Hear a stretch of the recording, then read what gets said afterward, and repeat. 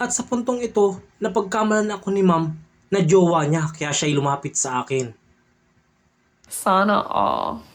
Hi guys! Welcome back sa aking YouTube channel. I'm Lil G. Padulina. Sa video ito guys ay meron tayong first booking. Ayan. Ito ay na-pick up guys natin dito sa may Primo Cruz, sa Mandaluyong City, sa may Easy Mart Robinson, no? At ang deliver nito ay sa Ibarra Street, Manila North. At ang fare nito is 64 pesos. Medyo malayo ito guys, pero pinalagan ko na kasi may mga kasama naman ako.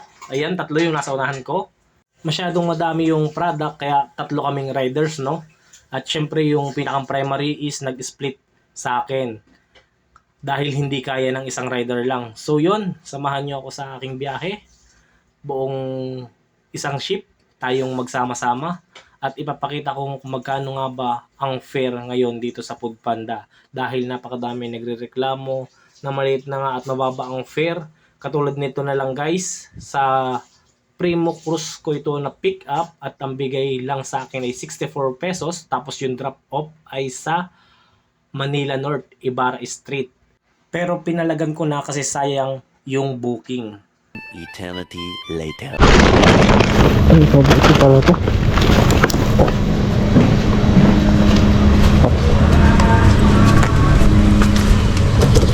No, ma'am, ito po yung egg.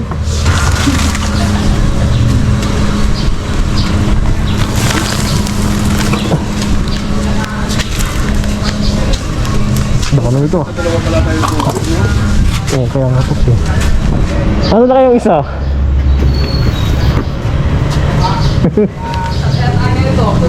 Kaya picture muna natin para ano. Egg din yan, egg din yan. Kaya pipicture ko lang po. Okay na. Tingnan natin kung saan tayo papadpa dito. Wala.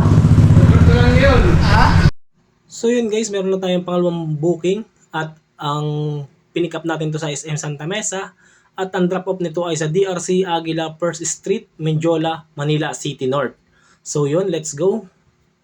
Medyo malayo-layo kasi 22 minutes bago natin ito mag-drop off, no? At nakita niyo naman yung fare, 46.59. Napakababa na talaga ngayon ng fare ni Foodpanda, no? Pero syempre, go lang ng go para kumita tayo at huwag na tayong mamili ng booking. Kasi may ipon din yan, dadami din yan. Kaysa mag-decline tayo, bababa lalo yung ating batch. Kasi dito sa Foodpanda is meron tayong batching. Merong batch 1, batch 2, batch 3, batch 4, 5, at 6. So yun, katulad ngayon, kaya mababa yung fare ko kasi batch 4 ako. Kasi nung mga nakarang araw hindi ako nakabiyahe. Kasi marami akong inasikaso at marami din akong ginawa kaya yun. So yun, palagan lang natin to para sa ekonomiya at para may mauwi rin tayo sa ating pamilya. At sa mga nagbabalak maging isang fund rider, pwede po kayo mag-apply online. Kailangan lang ng referral code at mag-apply kayo dito sa Foodpanda. Pwedeng bike rate, walker at rider kung kayo ay merong motor at lisensya. So yun, ingat lagi tayo sa daan dahil A few moments later. So ayun na nga guys, andito na ako sa pin location ni customer at tatawagan ko na siya. Chat ko na siya na andito na ako sa area niya. Calzada Borgeran, ayan. I'm here at ang sabi niya ipababa na daw siya. Ayan. Calzada Burger, ayan. Andito tayo ngayon sa Calzada Burger, hindi pala Burgeran pero ganun din 'yon. At nahin lang natin si customer na pumunta sa atin, no? Take away lang tayo. Habang wala pa, tambay muna tayo. At yun na nga, biglang lumapit sa akin si ate. Napagkamalan yata akong jowa. Pero joke lang yon.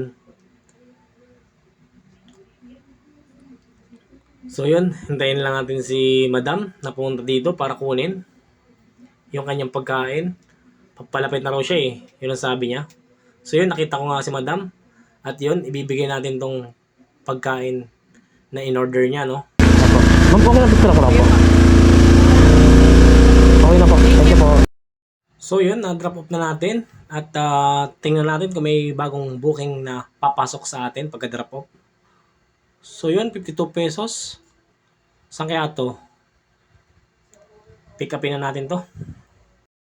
So yun, sa Kayna Rogers tayo nag-pick up, no? At ang delivery is Severino Reyes Street.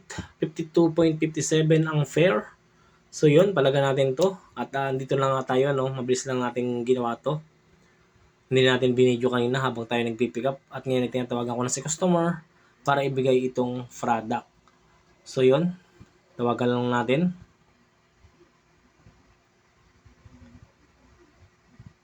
Medyo matagal siya sumagot guys, kaya antay-antay lang tayo. Ganito ang mahirap pag sa food panday, no? Kapag hindi sumasagot kagad yung customer na yung hinahanap. Or di kaya ay hindi mo makontak, yun ang mahirap. Medyo malaking abala, pero pag mabilis naman siya sumagot, okay na. So yun, idadrop off na natin to para pasukan na tayo ng bagong booking, no? So yun, let's go. Bigay ko na to sa customer. Okay. Picture lang natin. Then drop off. Okay, goods. Ma'am, Vasquez po. Opo, Vasquez. Kala ko dito, ano? 703. Opo. 7. Opo. Ay, thank you po, ma'am. Saan po?